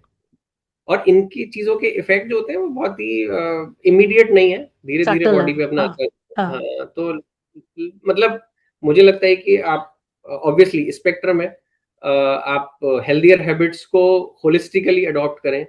ये ना सोचें कि जैसे आपने बताया कि उधर बहुत ज्यादा बिंज ड्रिंकिंग और वो किया, फिर रात में जिम चले गए, तो वो आप उसका इफेक्ट निगेट कर दोगे, ऐसा नहीं है। एग्जैक्टली, वो हाँ। डेफिनेटली आपको इफेक्ट करेगा। डॉक्टर साहब, क्या करना चाहिए फिर ऐसे after such a night out, इस तरह का कोई सोशल इंटरेक्शन हुआ है तो उसके बाद में what is the best thing for these people to do? Proper rest करिए, और कोशिश करिए कि अपनी हेल्दियर जो चॉइसेस हैं, आप एक्चुअली इम्पोर्टेंट ये हो जाता है कि आपका most of the time what you do. Yes, तो आई यस, थिंक। तो हाँ, मतलब ये है कि जैसे हाँ। आपका कोई, आप किसी पार्टी में गए हुआ, तो अब उसकी वजह से आप कोई गिल्ट में ही आप 3 दिन निकाल दे रहे हैं, I don't feel it should be like that. But आप कोशिश करिए कि आप उसके बाद अपनी हेल्दी लाइफ स्टाइल, जो वो आपकी जो हेल्दी चॉइसेस हैं उस पे वापस आए और उसको कंटिन्यू करें। कभी आपका भाई, आप कैसे अपने घर में कोई फंक्शन है, कोई पार्टी है, आप गए वहां पे, आपने कुछ मान लीजिए अनहेल्दी कुछ खा लिया, तो कभी कभी इट्स फाइन, लेकिन वो बहुत ज्यादा फ्रीक्वेंसी नहीं होनी चाहिए, उन चीजों के बहुत ज्यादा नुकसान होते हैं। तो what a person does most of the time, that is more important. Basically आप just enjoy your time while you are there in that social do, उसके बाद घर कभी जाके कभी आराम से सो जाइए और अगले दिन से दोबारा अपने हेल्दियर लाइफस्टाइल को revert back to your healthy habits. Doctor yes साहब। यस जी। Yes yes. डॉक्टर साहब, एक इंसान को अगर हमें एडवाइस करना है 10,000 स्टेप्स पर डे, या फिर 3 days in a week of heavy weight lifting in the gym, तो इन दोनों में से पहली चीज, क्या हमें एक को किसी को चुनना चाहिए? और दूसरी चीज, डिजीज फ्री रहने के लिए इन दोनों में से प्रेफरेबल कौन सी चॉइस लगती है हमें? अब मैं तो देखिए एक होलिस्टिक आंसर ही देना पसंद करूंगा। मैं ये नहीं कहूंगा कि ये बेटर है और ये दूसरा कम बेटर है, दोनों चीजें इंपॉर्टेंट हैं। गाइडलाइंस भी यही कहती हैं कि कार्डियो और रेस्पिरेटरी एक्टिविटीज भी होनी चाहिए। जो आपने कहा कि 10,000 स्टेप अगर आप वॉक कर रहे हैं तो वो आपको उस तरह के बेनिफिट्स देगा। और जो वेट लिफ्टिंग वाली बात थी, ऑब्वियसली वेट ट्रेनिंग भी बहुत इंपॉर्टेंट है, क्योंकि वो हमारा मसल मास बचाने में हेल्प करती है। दोनों ही चीजों में ये कहूंगा, क्योंकि देखिए हैवी वेट ट्रेनिंग जैसे आपने बोला, उसके लिए हमें धीरे थोड़ा शुरू करके धीरे धीरे आगे बढ़ना है। गो कोई स्लो आज ही लाइक यू जिम गया, सेड। हाँ। हाँ, स्टार्ट लो गो स्लो। अगर आप या। एकदम से जिम जाएंगे और आपने आज ही हम्म। कुछ 70 80 100 केजी से सोचा कि मैं इसे उठा लूं या इससे एक्सरसाइज करूं, आपकी इंजरी की प्रोबेबिलिटीज बहुत ज्यादा है। ओवरलोडिंग कभी नहीं करनी है। तो ये बहुत ही आगे की बातें हैं कि आप बहुत हैवी वेट से एक्सरसाइज करेंगे। मेरे को तो लगता है कि आप बहुत थोड़े से शुरू करें। कंसिस्टेंसी सबसे ज्यादा इंपॉर्टेंट है। सिर्फ एक, जैसे अच्छा। अगर आपकी कोई हेल्दी हैबिट भी है, तो हाँ। अगर आप सिर्फ एक दिन उसे कर लेते हैं, जिम में जाके आज आपने वेट ट्रेनिंग कर ली, ऐसे बहुत लोग मिलेंगे और आप बहुत अच्छा फील कर रहे हैं कि आज मैं जिम चला गया था, उसका हम्म। 4 जगह वीडियो भी पोस्ट करेंगे कि आज मैं जिम चला गया था, और उसके बाद एक हफ्ते का गैप हो जाएगा। तो बेटर ये है कि आप, consistency is the most important thing. आप कोशिश करिए कि आप 5 6 दिन किसी वीक में डेफिनेटली ये एक्टिविटीज कर रहे हैं। आपकी बॉडी जैसे जैसे अडेप्ट होती जा रही है, तब आप वो वेट ट्रेनिंग और तब उसको शुरू कर रहे हैं, ताकि आपकी इंजरी की प्रोबेबिलिटीज हमेशा कम रहे। और बेसिकली हैवी वेट लिफ्टिंग जो है, ये टर्म शायद इतना अप्रोप्रिएट नहीं है. It should B weight lifting and progressive progressively resistance training. Increase, या. यस। एंड मुझे हम्म. लगता है कि कोई आपको सुपरवाइज करने के लिए या आपको गाइड करने के लिए हाँ. डेफिनेटली होना चाहिए। वो आप किसी भी एज में हो, ऐसा नहीं है कि जो यंगस्टर्स हैं उनको नहीं कर, वो उनके वो विदाउट सुपरविजन करेंगे तो उनको चांसेस नहीं है, वहाँ भी इंजरीज होती हैं। तो डेफिनेटली ट्रेनर की मदद से करें, धीरे धीरे वेट इंक्रीज करें, और ईगो लिफ्टिंग बिल्कुल भी ना करें। उससे कोई हम्म. फायदा नहीं होने वाला है, काम की प्रोबेबिलिटी बढ़ जाएगी। और कंसिस्टेंसी सबसे इंपॉर्टेंट है। ऐसा नहीं कि आज आपने बहुत ज्यादा वेट से कर दिया तो आपको सारे बेनिफिट्स मिल जाएंगे। धीरे धीरे करते हाँ. रहिए, थोड़े वेट से भी करिए, तो आपकी मसल्स प्रिजर्व रहेंगी और आपको ऑप्टिमम बेनिफिट्स होंगे। That's a very good thought doctor साहब. डॉक्टर साहब, हमारा आज का ये जो इंटरव्यू सेशन था, इसका टॉपिक था एक्सरसाइज एज मेडिसिन. तो क्या एक्सरसाइज हमारी मेडिसिन हो सकती है? अगर हो सकती है तो how do you explain this कि exercise is our medicine? Exercise मेरे हिसाब से मेडिसिन नहीं, इट्स अ वंडर मेडिसिन। और वंडर मेडिसिन मैं कह रहा हूँ क्योंकि इसका आप किसी भी जैसे इसका प्रिवेंटिव रोल है, इसका प्रोमोटिव रोल है, इसका जो कंट्रोल, मतलब अगर आपको डिजीज नहीं हुई है तो आपका प्रिवेंटिव एंड प्रमोटिव इसका बहुत ज्यादा रोल है। उसके बाद अगर किसी को डिजीज हो गई है, डॉक्टर के पास तो तभी जाते हैं ना, डायबिटीज हो गई, फिर डॉक्टर कहता है हाइपरटेंशन हो गया, आप टहलना शुरू करो। तो वहां पे अगर कोई व्यक्ति करता है तो उसको कंट्रोल बेटर, बेटर कंट्रोल में इसका रोल आ जाता है। और रिहेबिलिटेटिव भी इसका रोल है। तो आप देखिए कि कॉम्प्रिहेंसिव इसके बेनिफिट्स हैं। डिजीज की किसी भी स्टेज में अगर नहीं हुई है तब भी और होने के बाद भी इसका रोल है। और अगर आप इसका डोमेन देखें तो इतना वाइड है कि आपका कोई भी ऑर्गन सिस्टम इससे नहीं बचता है इसके बेनिफिट से। एक एक करके गिनाऊंगा, बहुत टाइम लग जाएगा, इतने ज्यादा बेनिफिट्स हैं। आप कोई भी ऑर्गन सिस्टम हो आपका, चाहे आपका कार्डियो और रेस्पिरेटरी तो है ही डेफिनेटली, इसके बाद आपकी बोन्स, आपकी मसल्स, आपका ब्रेन, सब पे इसके बेनिफिट्स हैं। आपका endothelial functions, everything, endocrinal functions, everything. तो इतने ज्यादा बेनिफिट्स हैं। और इसके अलावा आपका ऐसी, जैसे मेंटल हेल्थ, इसमें मेंटल हेल्थ में इतना ज्यादा रोल है इसका। तो मैं तो इसे वंडर मेडिसिन मानता हूँ। और डेफिनेटली इसको अपनी लाइफ का पार्ट हम सभी को बनाना चाहिए। और आप किसी भी एज ग्रुप में हो, बस कुछ बेसिक से प्रिंसिपल हमको याद रखने चाहिए। Start low, go slow, consistency is more important then quantity, कि आप कितना कर रहे हो। ओवरलोडिंग हम्म. कभी नहीं करना चाहिए, एक ट्रेनर हम्म. के साथ करना चाहिए। अगर आपका ड्रॉप आउट होता है तो दोबारा लौट के आना कितना इम्पोर्टेंट हो जाता है। और एक और चीज जो मैं सबसे कहना चाहूंगा कि इसको सबसे ज्यादा जो प्रॉब्लम आती है वो सस्टेनेबिलिटी की आती है। या. लोग सस्टेन नहीं कर पाते, शुरू तो करते हैं, जैसे जिम जाना शुरू हम्म. करेंगे लेकिन ड्रॉप आउट हो जाएगा, टहलना शुरू करेंगे लेकिन छूट जाएगा। तो इसमें सबसे ज्यादा अगर कंप्लायंस बढ़ने की प्रोबेबिलिटीज हैं वो तब होंगी आप कोई ऐसी एक्टिविटी करिए जिसको आप एंजॉय करते हैं। वो एंजॉय कैसे हो सकता है? जैसे मान लीजिए अगर आप टहलते हैं और आपको अगर लोगों की कंपनी पसंद है, तो आप अगर अपने दोस्तों के साथ जाते हैं, वहां दो चार गपशप भी हो जाती है, तो आपको एक मोटिवेशन है कि दोस्तों के साथ जाना है, तो आप डॉक्टर उसको साहब, एंजॉय कर रहे एक्चुअली हाँ डॉक्टर साहब, इस चीज़ पे मुझे याद आया, यूएस में ये बहुत कॉमन है. ये आई थिंक इंडिया में भी कुछ एक सिटीज़ में इंट्रोड्यूस हुआ है, वॉक विद द डॉग. तो उसमें एक डॉक्टर होते हैं, उनके साथ में you take an appointment and you go for a walk with the doctor. एंड वहाँ पे आपको हेल्थ इश्यूज अपने डिस्कस करने के लिए मिलते हैं बहुत सारा.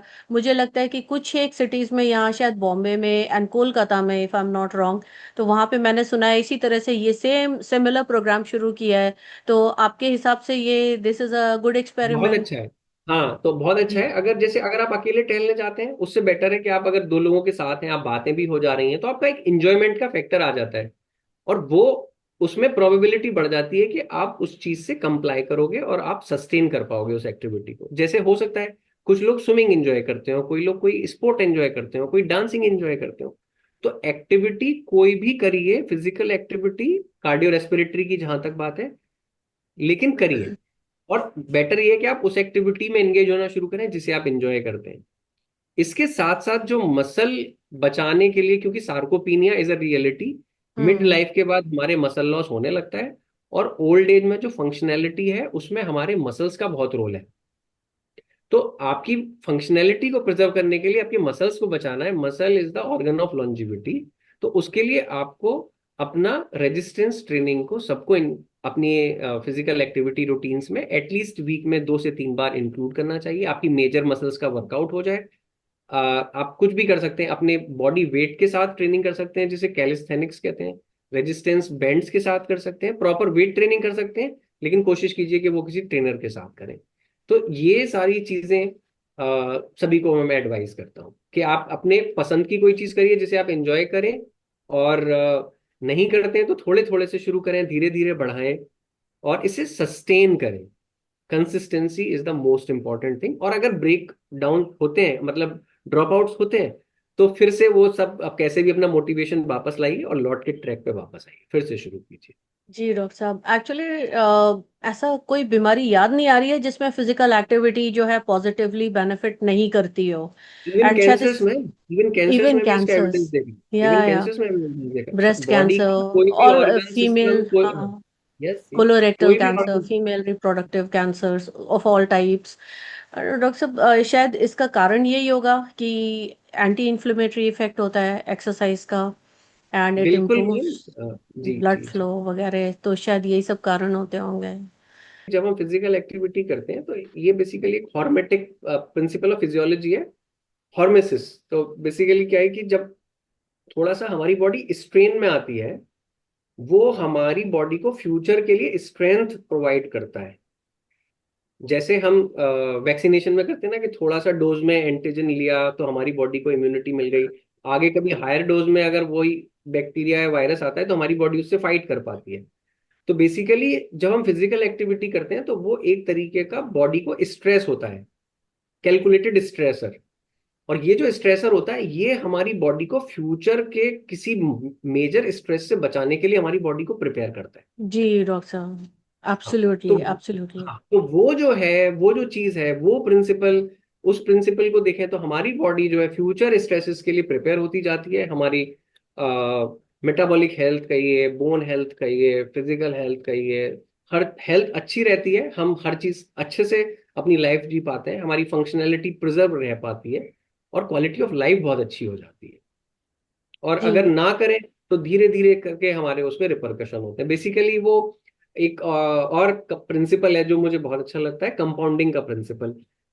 जो भी हमारी अच्छी लाइफ स्टाइल हैबिट्स हैं या निगेटिव लाइफ स्टाइल हैबिट्स हैं, उनके इफेक्ट हमें बहुत लंबे समय बाद दिखते हैं। मतलब धीरे धीरे चीजें बिल्ड होती हैं बॉडी में, हाँ, इनके हम्म, रिपरकशंस होते हैं, वो धीरे धीरे बिल्ड होते हैं, और एक थ्रेशोल्ड पे जब बॉडी आ जाती है तो वो डिजीज हो जाती है। तो आज जो हमारी हैबिट्स हैं छोटी छोटी, आज हम 10 मिनट 15 मिनट के लिए टहल रहे हैं, कोई गेम खेल रहे हैं, इसके इफेक्ट फिजिकल एक्टिविटी में तो बहुत जल्दी दिखने लगते हैं, लेकिन इसका इफेक्ट हमें दिखेगा जब हम अब 10-15 साल इन हैबिट्स को एक्यूमुलेट कर लेंगे, तब हम देखेंगे कि जिन लोगों ने नहीं किए उन लोगों को क्या हुआ। और हम लोग तो एविडेंस ये देखा गया है कि वो जो ट्रेजेक्ट्री है, आप कौन सी ट्रेजेक्ट्री चूज करते हो, और आपकी ट्रेजेक्ट्री अगर खराब लाइफ स्टाइल की तरफ है, आप फिजिकल एक्टिविटी नहीं कर रहे हैं, अनहेल्दी खा रहे हैं, उधर आपकी मेटाबॉलिक हेल्थ डिरेंज होती जा रही है, ओबेसिटी होती जा रही है, और एक दिन आपको डायबिटीज या हाइपरटेंशन या कोई कार्डियोवास्कुलर इवेंट होता है। तो वो ट्रेजेक्ट्री हम चूज करें, मोस्ट ऑफ द टाइम हम क्या कर रहे हैं वो इंपॉर्टेंट हो जाता है। मोस्ट ऑफ द टाइम हम क्या खा रहे हैं उस पर ध्यान दें। कभी कभार किसी पार्टी में या कुछ हो जाता है उसके लिए बहुत गिल्टी फील ना करें, लाइफ का चार्म भी बचा रहना चाहिए। ये मेरा पर्सनल एक प्रिंसिपल है जो मैं एक कैलकुलेटेड रिस्क लेने में बिलीव करता हूँ कि भाई हाँ, कभी कुछ खा लिया तो गिल्ट नहीं है, कभी कुछ चल भी जाता है, लेकिन हम्म, मोस्ट ऑफ द टाइम क्या कर रहे हैं वो इम्पोर्टेंट होता है, और वो वो हमें लंबे इम्पोर्टेंट है। वो इम्पोर्टेंट है। और उसको अगर हम जितने लंबे समय तक करेंगे वो हमें इफेक्ट दिखेंगे। हमारे बच्चों के लिए बहुत इंपॉर्टेंट है ये प्रिंसिपल उन्हें समझाना, क्योंकि हम्म, आज जो उनकी लाइफस्टाइल बन रही है, इसके इफेक्ट हमें बिल्कुल एमिनेंट तुरंत नहीं दिखेंगे, लेकिन उनकी लाइफस्टाइल अच्छी होगी या बुरी होगी, वो 5 10 15 20 साल बाद उसके इफेक्ट हमें जरूर दिखेंगे। ये वैसे ही हो गया डॉक्टर साहब, जैसे हम ये इंश्योरेंस पॉलिसीज खरीदते हैं कि अभी हम मंथली प्रीमियम दे ये रहे सिप हैं, है, ये सिप है आपकी। एंड ये हाँ, हेल्थ में लेटर सिप, ईयर्स में उसके we reap the benefits. We reap the benefits. ये सिस्टमिक इन्वेस्टमेंट प्लान है। और मैं फिजिकल एक्टिविटी को विटामिन पी भी कहता हूँ, तो daily dose of vitamin P हम लोगों को लेना चाहिए। ऑसम, दैट्स, छूट जाए, छूट जाए तो दैट्स कोई दिक्कत वेरी नहीं गुड, है, जब छूट वेरी गया उसके गुड। बाद दोबारा विटामिन पी लेना शुरू कर जैसे दिए। हम यस बाकी विटामिन पिल्स लेते हैं, सब लोग यस हमारे व्यूअर्स लेते ही होंगे, तो उसी तरह से ये यस भी जरूरी है। यस। हाँ जी डॉक्टर साहब, this was very enlightening conversation and मुझे बहुत खुशी हो रही है आज आपसे हमारे व्यूअर्स को बहुत नॉलेज मिली है, बहुत ज्ञान मिला है। उन्हें बहुत सारी चीज़ें पता चली होंगी जिनका जवाब शायद normal routine course of conversation में उन्हें अपने डॉक्टर से नहीं मिल पाता होगा। तो उसके लिए डॉक्टर साहब थैंक यू सो मच, आपने टाइम स्पेयर किया हमारे लिए और हमसे इतनी सारी बातें की। Thank you so much ma'am. बस मैं लास्ट में व्यूअर्स से यही कहना चाहूँगा, देखिए शुरुआत करिए, स्टार्ट लो, गोल्स लो। बहुत जल्दी बहुत ज़्यादा अनरियलिस्टिक गोल्स लेके फिजिकल एक्टिविटी ना शुरू करिए। अगर आपको कोई हेल्थ इश्यूज हैं तो अपने क्लिनिशियन से कंसल्ट करिए। और अगर आप जिम और रेजिस्टेंस ट्रेनिंग, उसकी बहुत ज़्यादा इंपॉर्टेंस है, लेकिन किसी किसी ट्रेनर के साथ ही करें, बहुत ज़्यादा ईगो लिफ्ट और उन सबको ना करें। Exercise does help us burn calories, but more importantly, it also helps us unlock our metabolic flexibility. While nutrition is the fuel, movement or exercise is the master regulator of our internal chemistry. And now, as we conclude, I want to leave you with a word of caution. We are living in an age of wellness influencers and overnight health trends. Your health is your most valuable asset, and it is far too precious to be guided by anecdotes or viral, unverified claims. When you look for advice on using exercise as medicine, ensure you are seeking out board certified, credentialed experts who understand the clinical nuances of your body physiology. True health is not found in a quick fix or a viral hack. It is built through evidence based protocols and the steady application of lifestyle pillars. Always prioritize information from lifestyle medicine certified doctors because they know and respect the complexity of your biology. Thank you for joining me today. Let's continue to move with purpose, treat our bodies with clinical care, and work towards a life of lasting vitality.